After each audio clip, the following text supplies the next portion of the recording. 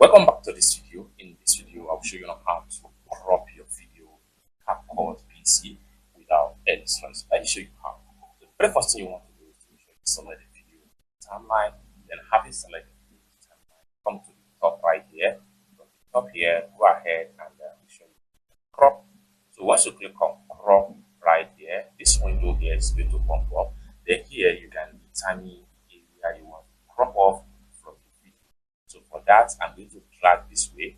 So I can decide to crop off this part, and I can decide to crop off this part on my videos, just like so.